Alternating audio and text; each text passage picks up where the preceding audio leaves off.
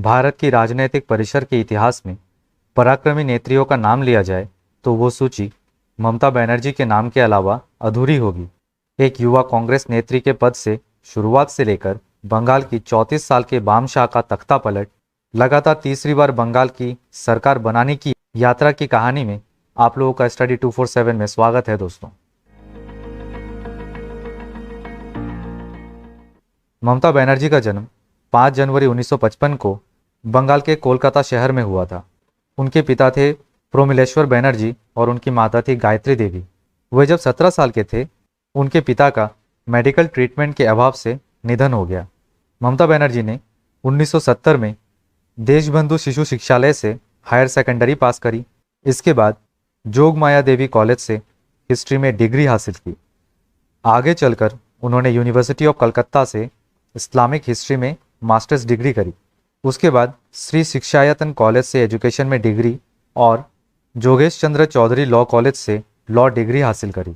इसके अलावा उनको Kalinga institute of industrial technology से डॉक्टरेट और कलकत्ता यूनिवर्सिटी से डॉक्टरेट ऑफ लिटरेचर से सम्मानित किया गया। वे 15 साल की उम्र से ही राजनीति से जुड़ चुके थे।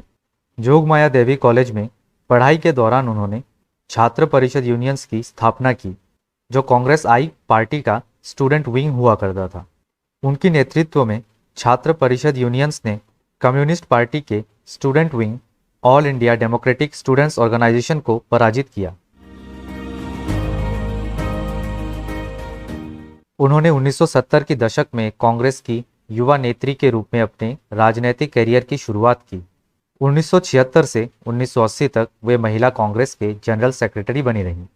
1984 के जनरल इलेक्शंस में उन्होंने जादवपुर कॉन्स्टिट्यूएंसी से heavyweight communist leader Somnath Chatterjee को हराया और एक युवा सांसद के रूप में संसद पहुंची। पर 1989 में वे मालिनी भट्टाचार्य से हार गई। लेकिन 1991 में उन्होंने साउथ कलकत्ता कॉन्स्टिट्यूएंसी से चुनाव लड़ा और वहां से जीत गई। फिर उन्होंने लगातार उसी सीट से 1996, 1998, 1999, 2004 और 2009 जनरल इलेक्शंस में जीत हासिल की।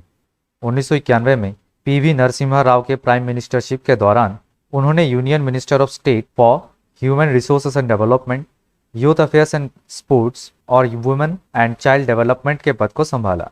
पर 1993 में उनको उनके सरकार के खिलाफ प्रोटेस्ट के चलते उन पोर्टफोलियो से डिस्चार्ज कर दिया गया।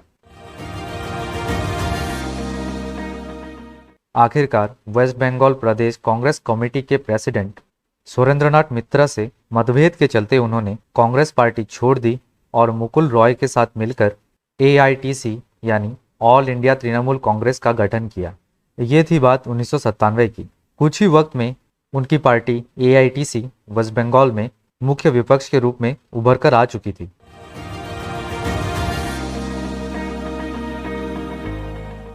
उन्नीस में वे NDA के साथ जुड़ी और रेल मंत्री बनी। सन 2000 में उन्होंने अपना पहला रेल बजट पेश किया। उसी साल ममता बनर्जी और अजीत कुमार पंजा ने तेल के बढ़ते दामों के विरोध में रिजाइन कर दिया, पर बाद में अपना रेजिग्नेशन वापस भी ले लिया। 2001 में उन्होंने NDA को छोड़ कांग्रेस पार्टी से मिलकर वेस्ट बंगाल का चुनाव लड़ा। सितंबर 2003 में वे NDA में वापस आई और 9 जनवरी 2004 को उनको कोल एंड माइन मिनिस्ट्री सौंपा गया।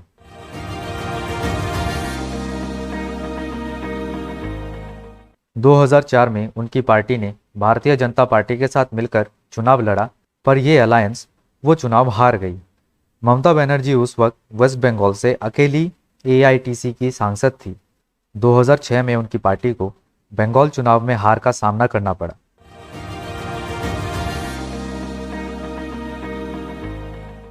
इसी बीच की 20 अक्टूबर 2005 की घटना उनके पॉलिटिकल कैरियर में एक नया मोड़ ले आई।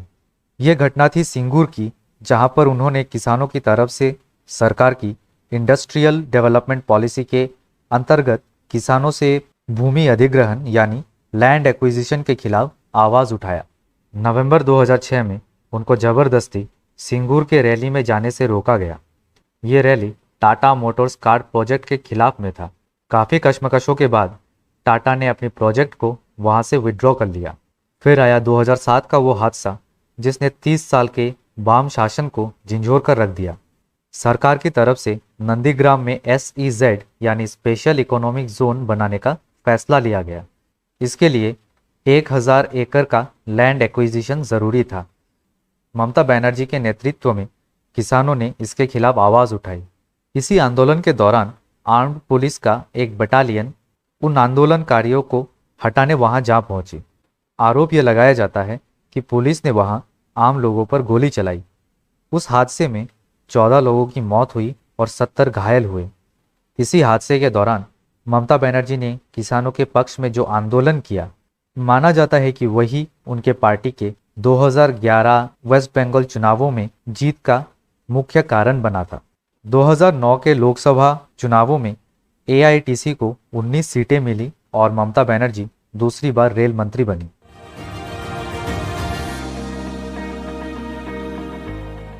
2011 के विधानसभा चुनाव में कम्युनिस्ट पार्टी को करारे हार का सामना करना पड़ा। पहली बार AITC बंगाल में सरकार बनाने में सफल हुई। TMC ने 184 सीटों पर जीत हासिल की।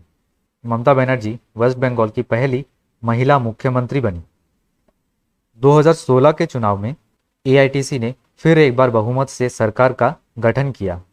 2021 में लगातार तीसरी बार AITC बहुमत से अपनी सरकार बनाने में सफल रही। ये थी कहानी ममता बनर्जी के राजनीतिक किस्सों और यात्रा की। आशा करते हैं कि ममता बनर्जी की ये राजनीतिक यात्रा पूरे नारी समाज के लिए एक उदाहरण पेश करेगी, साथ ही साथ आने वाली पीढ़ी के महिलाओं को राजनीतिक एवं सामाजिक क्षेत्रों में बढ़ चढ़कर हिस्सा लेने के लिए प्रोत्साहन देगी। उम्मीद करता हूँ आप लोगों को वीडियो इन्फॉर्मेटिव लगा होगा। वीडियो को शेयर करना ना भूलें। अगर वीडियो पसंद आए तो लाइक करें, चैनल को सब्सक्राइब करें और बेल आइकन को प्रेस करना ना भूलें। कमेंट सेक्शन में जाकर कमेंट करें कि आप लोगों को किस व्यक्तित्व के ऊपर अगला वीडियो ऑन बायोग्राफी चाहिए। मिलते हैं अगले वीडियो में। धन्यवाद।